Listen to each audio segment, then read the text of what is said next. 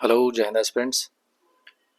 I hope you all are doing well and हम देख रहे हैं यूपी आर ओ ARO 2025 का ये जो एग्ज़ाम आने वाला है. Actually it is UP R O ARO 2023, but ये अब होगा 2025 में. 27 जुलाई की डेट है, तो इस वजह से I am calling it as UP R O ARO 2025.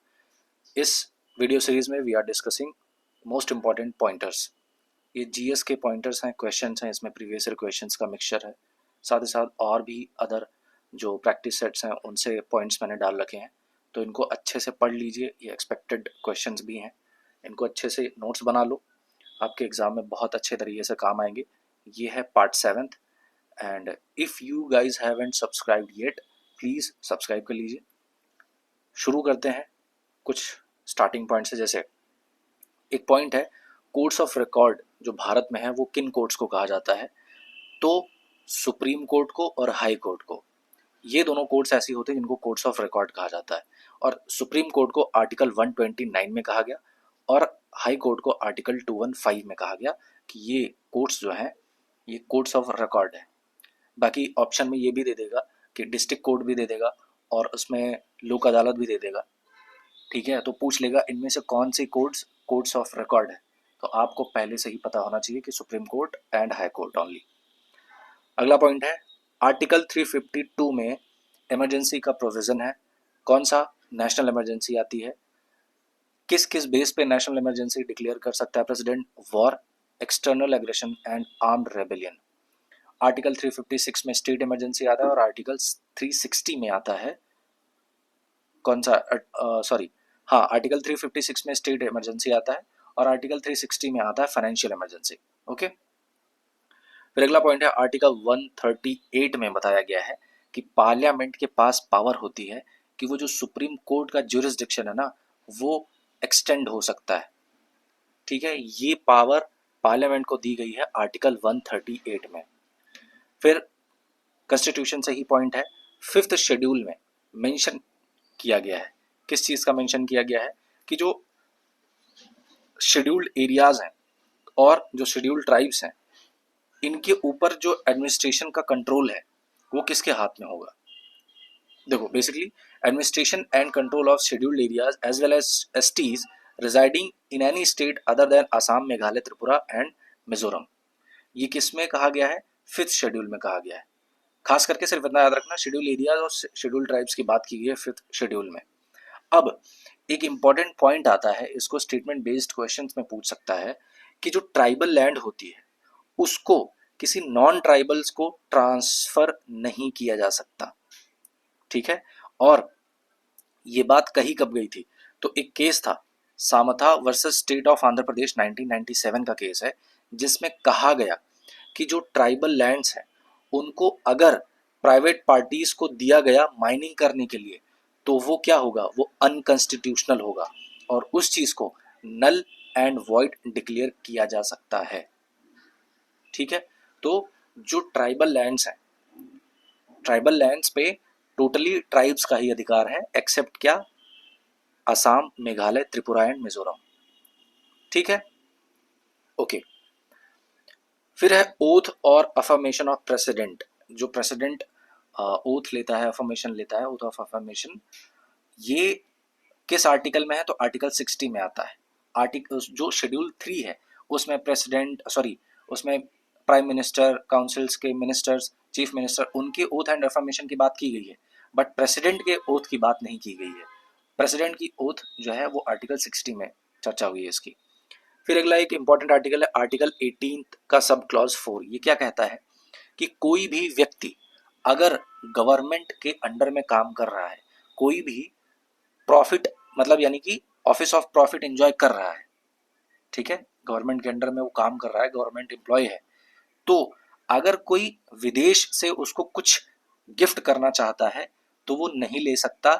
ले तभी सकता है जब उसको परमिशन मिलेगी किससे? प्रेसिडेंट से. ठीक है, so no person holding any office of profit under the state can accept any gift from a foreign state without the consent of the president. बिना प्रेसिडेंट की अनुमति के वो एक फॉरेन स्टेट से गिफ्ट नहीं ले सकता. कौन? कोई भी ऐसा व्यक्ति जो कि गवर्नमेंट ऑफ इंडिया के अंडर में काम करता है। फिर आर्टिकल 38 में बात की गई है जस्टिस की। 3 टाइप के justice in constitution of India में प्रोवाइड करता है। कैसा? सोशल, पॉलिटिकल और इकोनॉमिक जस्टिस हर एक सिटीजन को। ये बात की गई है आर्टिकल 38 में। फिर आर्टिकल 324 में बात की गई है इलेक्शन कमीशन ऑफ इंडिया की। जो इलेक्शन कमीशन ऑफ इंडिया है, ये इलेक्शन किसका किसका करवाता है? Lok Sabha, Rajya Sabha, state legislative assemblies, president, vice president, इन सब का इलेक्शन करवाने का जिम्मा जो होता है वो इलेक्शन कमीशन ऑफ इंडिया के अंतर्गत होता है। और आर्टिकल 243 के ये स्टेट इलेक्शन कमीशन की बात करता है, और स्टेट इलेक्शन कमीशन करवाता है जो लोकल बॉडीज होती हैं उनका इलेक्शन करवाता है। ठीक है, तो ये स्टेटमेंट में क्वेश्चन पूछ सकता है, उसमें पूछ देगा कि इनमें से कौन सा स्टेटमेंट ऐसा है जो कि करेक्टली डिफाइन करता है कि इलेक्शन कमीशन ऑफ इंडिया इनका इलेक्शन करवाता है। तो उसमें प्रेसिडेंट दे देगा, वाइस प्रेसिडेंट दे देगा, प्राइम मिनिस्टर दे देगा, उसके बाद में चीफ मिनिस्टर भी दे देगा, और वहीं पे कहीं पे दे देगा कि लोकल बॉडीज। ठीक है, या पंचायत इलेक्शंस, तो उनमें से पंचायत इलेक्शन तो इलेक्शन कमीशन ऑफ इंडिया नहीं करवाता, वो कौन करवाता है? State election commission. ओके, फिर एक एक्ट है representation of the people act 1951 का। इसके सेक्शन 14 में कहा गया कि जो लोकसभा के इलेक्शंस की नोटिफिकेशन है, ठीक है, इसको कौन इशू करेगा? प्रेसिडेंट इशू करेगा। और उसी के सेक्शन 15 में कहा गया कि जो स्टेट लेजिस्लेटिव असेंबलीज के इलेक्शन का नोटिफिकेशन है वो कौन इशू करेगा? तो वो गवर्नर इशू करेगा। सेंटर के मामले में प्रेसिडेंट, स्टेट के मामले में गवर्नर। आर्टिकल 25 क्या कहता है? फ्रीडम ऑफ रिलीजन की बात करता है, और इसी का एक सब क्लॉज है आर्टिकल 25 का पहला सब क्लॉज 1 कि कह रहा है कि जो आर्टिकल 25 में जो राइट्स दिए गए हैं एक सिटीजन को, उनको रेस्ट्रिक्ट किया जा सकता है। किस बेसिस पे, किस ग्राउंड पे? Public order, health and morality. ठीक, public order, health and morality के बेस पे आर्टिकल 25 में जो राइट्स दिए गए हैं उनको रेस्ट्रिक्ट किया जा सकता है। ओके, फिर अगला पॉलिटी सही पॉइंट्स है। Javed versus state of Haryana 2003 का एक केस है, और दूसरा केस है Rajbala versus state of Haryana 2016 का। ये दोनों केसेस इंपॉर्टेंट है। इंपॉर्टेंट इसलिए है कि ये बात करते हैं राइट टू कंटेस्ट इलेक्शंस को लड़ने के अधिकार के बारे में। और इन दोनों केसेस से ये बात निकल करके आती है कि जो इलेक्शन लड़ने का अधिकार है वो ना तो एक फंडामेंटल राइट है, ना ही एक कॉमन लॉ राइट है। ठीक है, कि फंडामेंटल राइट पता चला सब कोई कह देगा कि भैया हम भी इलेक्शन लड़ेंगे, हम भी इलेक्शन लड़ेंगे। ये है क्या? It is a right conferred by law. इसको ऐसा समझो, फंडामेंटल राइट तो नहीं है। फंडामेंटल राइट एक 5 साल के बच्चे का भी होता है, लेकिन 5 साल का बच्चा ये नहीं कह सकता ना कि भैया मुझे भी इलेक्शन लड़ना है प्रेसिडेंट का। तो वो फंडामेंटल राइट तो नहीं होगा, राइट टू कंटेस्ट इलेक्शंस। ठीक है, और कोई कानूनी भी पता चला कि भाई लॉ के सामने सभी इक्वल है, तो 5 साल का बच्चा कहेगा अच्छा ठीक है फंडामेंटल राइट नहीं दिया, बट बाकी लॉ के सामने तो हम इक्वल हैं, बाकी लॉ सबके ऊपर हो रहा है, तो हमें भी इलेक्शन लड़ना है। बट नहीं, ऐसा भी नहीं है। तो राइट कन्फर्ड बाय लॉ, उसके लिए प्रॉपर लॉ बना है कि कौन इलेक्शन लड़ सकता है। ठीक है, सो ये बेसिक से दोनों केसेस हैं, इनको ध्यान रख लीजिएगा। फिर कॉन्स्टिट्यूशन के पार्ट 9 में बात की गई है राइट टू कंटेस्ट इलेक्शंस। मैंने बताया ना कि अगर पूछे कॉन्स्टिट्यूशन ऑफ इंडिया में तो उसमें बात की गई है राइट टू कंटेस्ट इलेक्शंस, वो भी किसके लिए? पंचायत की किसी भी पोस्ट के लिए। और इसको क्या कहा जा सकता है? कॉन्स्टिट्यूशनल राइट कहा जा सकता है। ठीक है, right to contest elections for a post of panchayat can be called a constitutional right. Okay, किसमें कहा गया? पार्ट 9 में कहा गया कॉन्स्टिट्यूशन ऑफ इंडिया के। देखो, फिर अगला पॉइंट है जो कैबिनेट कमिटीज होती है। देखो, जो चीफ मिनिस्टर होता है ना, जो प्राइम मिनिस्टर होता है, ये डायरेक्टली काम नहीं करते हैं। ठीक है, जो इनकी कमेटी होती है, सॉरी, जो इनके काउंसिल होती है, जो कैबिनेट होती है, वो भी डायरेक्टली काम नहीं करती। वो डायरेक्टली इसलिए काम नहीं करती क्योंकि उसके बीच में कमिटीज होती हैं, अलग अलग डिपार्टमेंट से रिलेटेड कमिटीज होती हैं। उन कमिटीज के जरिए जो सरकार है वो काम करती है। तो जो स्टेट काउंसिल ऑफ मिनिस्टर्स हैं, वो जो कैबिनेट कमिटीज होती हैं उनकी, यानी स्टेट काउंसिल ऑफ मिनिस्टर्स की जो राज्य मंत्रियों की जो कैबिनेट कमिटीज होती हैं, उनको अपॉइंट कौन करता है? वो सीएम करता है। ठीक है, आर्टिकल 157 में बात कही गई है कि जो गवर्नर को अपॉइंट करने की कॉन्स्टिट्यूशनल एलिजिबिलिटी है, संवैधानिक जो उसकी अर्हता है वो क्या है? सबसे पहला कि वो सिटीजन ऑफ इंडिया होना चाहिए, भारत का नागरिक होना चाहिए, और दूसरा है कि उसकी उम्र 35 साल की होनी चाहिए। कई बार एग्जाम में एक चीज और भी डाल देगा, स्टेटमेंट बेस्ड क्वेश्चन में पूछेगा कि एक तो ये दोनों तो डाल देगा, ठीक है। अब आपको पता है क्वेश्चन कैसे पूछता है, स्टेटमेंट बेस्ड क्वेश्चन पूछेगा इनमें से कौन सा सही नहीं है, तो ये दोनों डाल देगा। एक सेंटेंस और डाल देगा कि जो गवर्नर है वो जिस स्टेट में अपॉइंट होना है उससे बाहर के स्टेट का होना चाहिए, ठीक है, तो ये भी डाल देगा। अब लोगों को जनरली एक परसेप्शन होगा कि यार जनरली तो जब भी देखा है कि जो गवर्नर होता है वो हमेशा बाहर के ही स्टेट का होता है, क्योंकि यूपी के जो गवर्नर हैं वो बाहर के स्टेट के हैं, तमिलनाडु के गवर्नर जो हैं वो भी बाहर के स्टेट के हैं, सेम स्टेट से नहीं आते। तो लोगों को लगेगा कि हाँ बात तो सही कह रहा है, तो वो तीनों टिक कर देंगे, बट एक्चुअल में ऐसा नहीं है। अगर उसमें बात कहा गया है कि कॉन्स्टिट्यूशनल एलिजिबिलिटी, तो वो दो ही है। ये जो बाद वाला एक्स्ट्रा ऐड हुआ ना कि वो स्टेट के बाहर का होना चाहिए, वो एक कॉमन लॉ है, ठीक है, एक तरीके से वो एक प्रथा, मतलब एक एक तरीके से कॉमन प्रैक्टिस हो गई है कि बाहर का व्यक्ति इसलिए रखा जाता है क्योंकि वहां की जो पॉलिटिक्स है उससे दूर रहे, है ना, अनबायस्ड होकर के काम करे, इस वजह से उसको रखा जाता है, बाकी वो कॉन्स्टिट्यूशनल लॉ नहीं है, ठीक है। सो आर्टिकल 157 में बात की गई है गवर्नर की एलिजिबिलिटी की। मेगास्थनीज, ठीक है, मेगास्थनीज ने मेंशन किया था किसका? मदुरई का, और उसने कहा कि जो मदुरई थी वो पांड्य की किंगडम थी, जो पांड्य शासन था वो साउथ इंडिया में, उसकी जो कैपिटल थी वो मदुरई थी। वहीं पे ही आज मदुरई में कौन स्थित है? मीनाक्षी अम्मन टेम्पल, ठीक है, तमिलनाडु में। तो इसका मेंशन किसने किया था? मेगास्थनीज ने किया था। और ये जो पांड्य किंगडम है ये किसके लिए फेमस था? मोतियों के लिए फेमस था, ठीक है। एज यू ऑल नो कि कोस्टल रीजन है, तो वहां पे मोतियों के लिए फेमस था कौन सा? पांड्य किंगडम। फिर गुप्त शासकों के बारे में कुछ इंपॉर्टेंट पॉइंट्स है, जैसे इन्होंने सोने के सिक्के इशू किए थे और उनको कहा जाता था दिनार। स्टेटमेंट में पूछेगा कि बहुत सारी मात्रा में कॉपर के सिक्के इशू किए थे, बट एक्चुअली में ऐसा नहीं है, वो गलत हो जाएगा। गोल्ड के सिक्के सबसे ज़्यादा इन्होंने इशू किए थे, एंड हाँ कॉपर के भी किए थे, बट वो कम मात्रा में किए थे, मतलब इतना कि वो, मतलब ऐसा तो नहीं है कि भाई उसको कहा जा सके, देखो लिखा हुआ ना, गुप्ता ने कॉपर कॉइन्स भी किए थे बट ज़्यादा मात्रा में नहीं, तो वो अबेंडेंट अमाउंट में नहीं किया था। अगर गुप्तों के शासकों की बात करें तो चंद्रगुप्त द्वितीय, कुमारगुप्त प्रथम, स्कंदगुप्त और बुद्धगुप्त, इन लोगों ने सिल्वर कॉइन्स इशू किए थे, किस लिए? जो रीजनल ट्रांजेक्शन है उनके लिए। और अगर गुप्ता के जो कॉइन्स हैं उनकी बात करें तो उसके फ्रंट साइड पे राजा का डिपिक्शन होता था और बैक साइड पे जो देवता लोग होते हैं, गॉड्स का डिपिक्शन होता था सिक्कों के दोनों पहलुओं पे, ठीक है। फिर अगला पॉइंट है थेरी गाथा से रिलेटेड, ठीक है। तो ये एक बुद्धिज्म का सेक्ट है थेरवाद, उसी में ही एक ये टेक्स्ट आता है थेरी गाथा। ये है क्या? तो एक्चुअल में ये जो थेरीज है, थेरी किसको कहा जाता है? जो बुद्ध में महिला मॉन्क्स हैं, नन्स हैं, उनके वर्सेस हैं ये, उनके द्वारा लिखी गई ये रचना है थेरी गाथा। और इसमें कहा क्या गया है, उसमें जो इन महिलाओं द्वारा, इन जो फीमेल मॉन्क्स के द्वारा जो एक्सपीरियंसेस हैं, जो स्ट्रगल्स इन्होंने झेले हैं, जो स्पिरिचुअल इंसाइट्स इन्होंने फील किया है, उन सभी महिलाओं ने अपने बारे में, उन सभी एक्सपीरियंसेस के बारे में इस थेरी गाथा में लिखा है। और ये किस लैंग्वेज में है? ये पाली लैंग्वेज में है। अगला पॉइंट है सुमंगल विलासिनी। ये क्या है?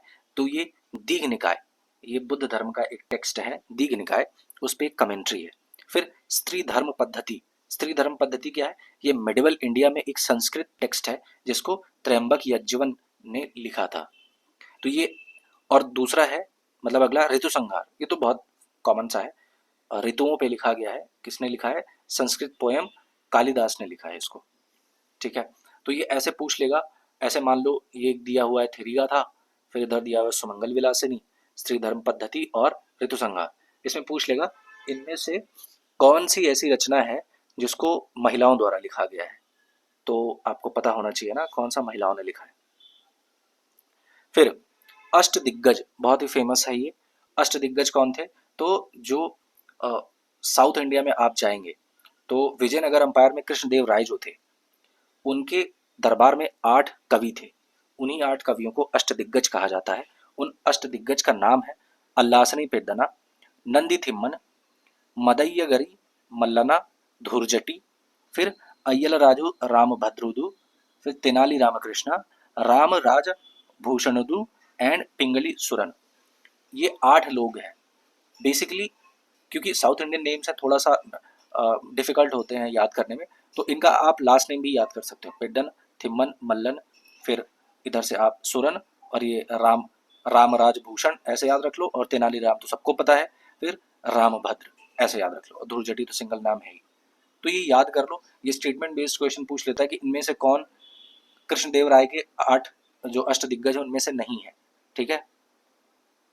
फिर अशोक के बारे में कुछ इंपॉर्टेंट बात। तो अशोक के बारे में जैन ट्रेडिशन में कहा जाता है कि अशोक ने जो बिंदुसार के मर्जी के खिलाफ क्या किया था, मगध का साम्राज्य ले लिया था, ये जैन ट्रेडिशन में कहा जाता है। बट सिंगलीज जो सिंहला ट्रेडिशन है उसमें कहा जाता है कि अशोक ने अपने 99 भाइयों का वध करके अपने आप को राजा बनाया था। ये दोनों ट्रेडिशंस हैं। जैन ट्रेडिशन में कहा जाता है कि बिंदुसार के मर्जी के खिलाफ गद्दी पर बैठा, और सिंगलीज ट्रेडिशन में कहा जाता है कि अपने 99 भाइयों को मार करके बैठा। ठीक, ये स्टेटमेंट बेस्ड क्वेश्चंस हैं। फिर ये मिलाने में आ जाता है। जो वैश्य शब्द है इसको पहली बार कहाँ यूज किया गया, तो वाजसनेयी संहिता। आपको कमेंट बॉक्स में बताना है ये जो संहिता है वाजसनेयी संहिता, ये किस वेद से संबंधित है। पुनर्जन्म का पुनर्अवतार रीइंकारनेशन की थ्योरी किसमें मिलती है, शतपथ ब्राह्मण में। फिर याज्ञवल्क्य और गार्गी का संवाद हुआ था, ये किसमें मिलता है, बृहदारण्यक उपनिषद। सबसे बड़ा उपनिषद अगर कोई है तो वो बृहदारण्यक है, और सबसे छोटा मांडूक्य उपनिषद। फिर ऐतरेय ब्राह्मण में मिलता है किसका, जो चारों वर्ण है उनकी क्या ड्यूटीज है, ये मिलता है ऐतरेय ब्राह्मण। और ये ऐतरेय ब्राह्मण किसका है, ऋग्वेद का है। ठीक है, ओके। फिर नासिक इंस्क्रिप्शंस है। नासिक इंस्क्रिप्शंस में मिलता है जो गौतमी पुत्र सातकर्णी था, जो सातवाहन शासक था, इसके मिलिट्री सक्सेस के बारे में पता चलता है किस इंस्क्रिप्शन में, नासिक के अभिलेख में मिलता है। फिर अब आप देखेंगे यहाँ पे बलबन के बारे में कुछ पॉइंट्स है। बलबन की एक पॉलिसी थी, policy of blood and iron, और इसका मेन रीजन क्या था कि ये सुल्तान की सत्ता को सबसे ज्यादा स्थापित करना चाहता था। He wanted to establish the prestige of sultan को सबसे मजबूत बनाना चाहता था। और जो बलबन की रेवेन्यू थ्योरी थी उसके दो मेन फीचर्स थे। पहला क्या कि जो सुल्तान की पोजीशन होती है ना वो गॉड देता है, ठीक है, और दूसरा कि सुल्तान को ऑटोक्रेटिक होना चाहिए, अपनी मर्जी का मालिक होना चाहिए। अब अगर वही वाली बात है ना कि रिलीजन से किसी को अगर भटकाना है ना, तो मतलब किसी को भटकाना है तो उसको रिलीजन का सहारा दे दो।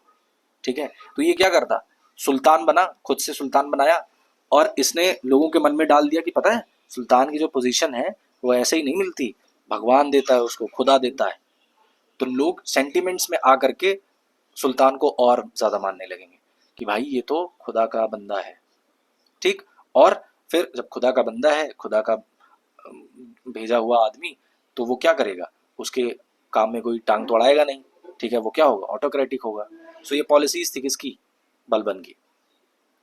कुछ पर्सन्स हैं और उनके कुछ वर्क्स हैं, ये इंपॉर्टेंट है, ध्यान रखिएगा। उद्दंड, ठीक है, उद्दंड इन्होंने लिखी है कोकिला संदेश और मल्लिका मारुत। फिर सायण ने लिखी है क्या, सुधा निधि। फिर यादव प्रकाश, ये जो साउथ इंडिया में रामानुज थे उनके बचपन के गुरु थे ये यादव प्रकाश, इन्होंने लिखी है वैजयंती। फिर भवभूत ने लिखी है मालती माधव। अगला पॉइंट है परमानेंट सेटलमेंट, स्थायी बंदोबस्त, लाया गया था कॉर्नवालिस के द्वारा 1793 में, बिहार, बंगाल, उड़ीसा में इसको लाया गया था। और इसमें कहा गया था कि जो भूमि का अधिकार है, लैंड ऑनरशिप है, वो किसको दे दिया गया, जमींदारों को दे दिया गया। ठीक है, ब्रिटिश ने कहा जमींदारों के ऊपर पूरा अधिकार होगा, और जो अमाउंट होगा, जो रेवेन्यू होगा, जो जमींदार ब्रिटिश गवर्नमेंट को देगा, वो एक फिक्स्ड अमाउंट कर दिया। और चूंकि फिक्स्ड कर दिया, परमानेंट कर दिया, इसीलिए वो परमानेंट सेटलमेंट हुआ। ठीक है, 10/11 जो है वो ब्रिटिश सरकार रखेगी, और 1/11 ये जमींदार रखेंगे। किसान क्या करे, किसान से अनाज पैदा करके इनका सबका जेब भरे। ठीक है, तो परमानेंट सेटलमेंट 1793 कॉर्नवालिस लाया था। फिर अगला पॉइंट है ब्रह्मो समाज की स्थापना हुई थी, ये क्रोनोलॉजी में पूछ लेता है। ठीक है, इनकी क्रोनोलॉजी बताओ। सो ब्रह्म समाज की स्थापना हुई थी 1828 में। परमहंस मंडली 1840 में हुई थी, किसने स्थापना करी थी? दुर्गाराम मेहता जी एंड दादोबा पांडुरंग। आर्य समाज की स्थापना हुई थी 1875 में, किसने करा था? स्वामी दयानंद सरस्वती जी ने करा था। इन्होंने ही कहा था कि वेदों की ओर लौटो। और ब्रह्म समाज राजा राम मोहन रॉय, आपको पता ही है। फिर रामकृष्ण मिशन, रामकृष्ण मिशन की स्थापना करी थी 1897 में, किसने? स्वामी विवेकानंद जी ने। फिर ये इंपॉर्टेंट पॉइंट है भाई, इसको अच्छे से याद रख लो। म्यांमार से रिलेटेड, म्यांमार से जुड़े हुए भारत के कौन से स्टेट्स हैं? तो अरुणाचल प्रदेश, नागालैंड, मणिपुर, मिजोरम। ये कई बार एग्जाम में पूछा गया है, मल्टीपल टाइम्स, चाहे NDA, CDS, AFCAT, SSC, UPPSC, UPSC, सब में पूछा गया है।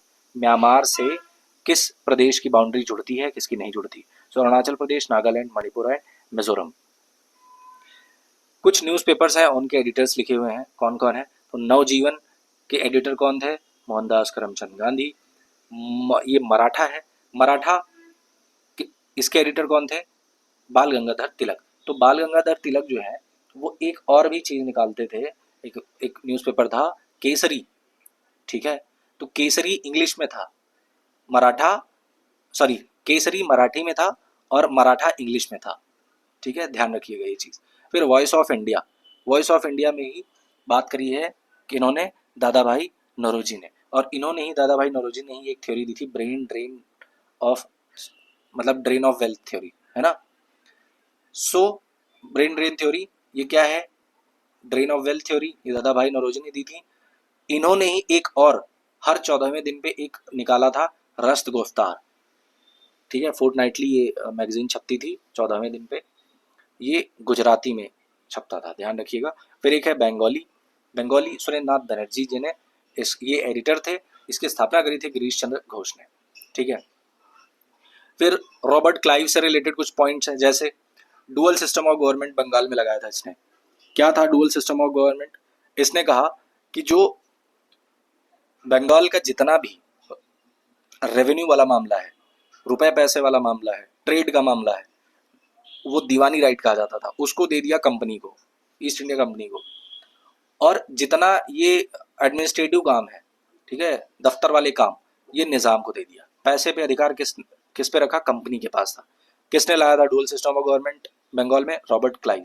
ठीक है, और इस सिस्टम को बाद में खत्म कर दिया किसने? हेस्टिंग्स ने, वॉरेन हेस्टिंग्स ने।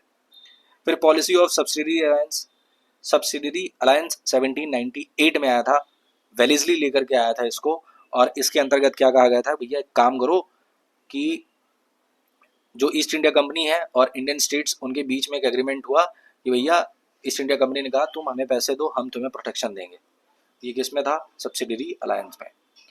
फिर ये कुछ फॉरेन कंपनीज है और उनके इस्टेब्लिशमेंट ईयर, ये क्या करता है? क्रोनोलॉजी में पूछ लेता है। ठीक है, तो सबसे पहले किसकी स्थापना हुई थी? Portuguese east India company 1498। फिर शुरुआत हुई किसकी? ब्रिटिश ईस्ट इंडिया कंपनी की 1599 में। फिर डच ईस्ट इंडिया कंपनी 1602 में स्थापना हुई। और फिर finally French east India company 1664 में इसकी स्थापना हुई थी। फिर कुछ ट्रीटीज हैं जो मराठास ने ट्रीटीज साइन करी थी, कौन कौन सी है? ट्रीटी ऑफ संगोला 1750 में, ट्रीटी ऑफ सूरत 1775 में, ट्रीटी ऑफ बेसिन 1802 में, और ट्रीटी ऑफ सुरजी अर्जनगांव ये 1803 में। फिर एक कमीशन था, स्टैची कमीशन, 1880 में आया था, लिटन के समय पे। इसने क्या किया था? It tried to establish famine fund, और इसने फेमाइन कोड डिटरमाइन किया था 1883 में। तो ऐसे स्टेटमेंट के बेस पे याद कर लो, स्ट्रेची कमीशन किससे रिलेटेड था? फेमाइन से रिलेटेड था। It tried to establish famine fund and it determined the famine code. ठीक है, 1880 में आया था, लिटन के टाइम पे। फिर क्विट इंडिया मूवमेंट की बात करें, ये स्टेटमेंट बेस्ड क्वेश्चन पूछा गया था कि इसको अगस्त रिवॉल्यूशन भी कहते हैं। और अगस्त रिवॉल्यूशन क्यों कहते हैं? क्योंकि 9 अगस्त 1942 में इसको शुरू किया गया था। ठीक है, राजा राम मोहन रॉय ने जो सती प्रथा का विरोध किया था, उसको किस में सबसे ज़्यादा इन्होंने बात उठाई थी? तो इन्हीं का वीकली न्यूज़पेपर था, वो था संवाद कौमुदी, इसी में ये बात करते थे। ठीक है, ओके। फिर एक खेती है हाइड्रोपोनिक्स, आजकल बहुत फेमस है। हाइड्रोपोनिक्स क्या होता है? तो हाइड्रोपोनिक्स में क्या होता है कि ये टोटली पानी में फसलें उगाई जाती हैं। जो न्यूट्रिएंट रिच सॉल्यूशंस होते हैं पानी में ही, उसमें सारे सॉल्यूशंस को सारे इंपॉर्टेंट जो न्यूट्रिएंट्स होते हैं उनको डाल दिया जाता है और उसी में फिर वो अलग अलग, आपने देखा होगा वो रील्स वगैरह में और शॉर्ट्स वगैरह में, आजकल तो खैर काफ़ी ज़्यादा फेमस है ये। तो it is actually a method of growing plants in water based nutrient rich solutions. और ये कहाँ पे ज़्यादा होता है? जाहिर सी बात है, अगर सिर्फ पानी का इस्तेमाल हो रहा है उस खेती को करने में, तो वो कहाँ पे यूज़ होगा? पानी में तभी तो खेती की जा रही है जब ज़मीन खेती करने लायक नहीं बची। So it is suitable for urban and peri urban areas, जहाँ पे जो एरेबल लैंड है, एरेबल लैंड जो है वो वहाँ पे पॉल्यूट हो चुकी है। एरेबल लैंड क्या है? पॉल्यूट हो चुकी है, ख़त्म हो चुकी है, वहाँ पे न्यूट्रिएंट्स बचे ही नहीं है, तो आदमी क्या करेगा? पानी में ही खेती करेगा। ठीक है। सो अगला पॉइंट है अर्थक्वेक से रिलेटेड, तो ये इंपॉर्टेंट पॉइंट है। अर्थक्वेक का जो हाइपोसेंटर होता है वो क्या होता है? एक्चुअल में ये हाइपोसेंटर उसको कहते हैं जहाँ पे जब अर्थक्वेक आता है तो जहाँ से एनर्जी रिलीज होती है उसी को हाइपोसेंटर कहते हैं। ओके, सो ये थे इंपॉर्टेंट पॉइंट्स आपके ARO एग्जाम में आने वाले, बहुत ही इंपॉर्टेंट पॉइंट्स हैं। इनफैक्ट PCS के लिए भी इंपॉर्टेंट है। इनको अच्छे से नोट्स बना लो, इनको लिख लो, बढ़िया से रट लो। मिलते हैं नेक्स्ट वीडियो में। टिल देन टेक केयर, जय हिंद।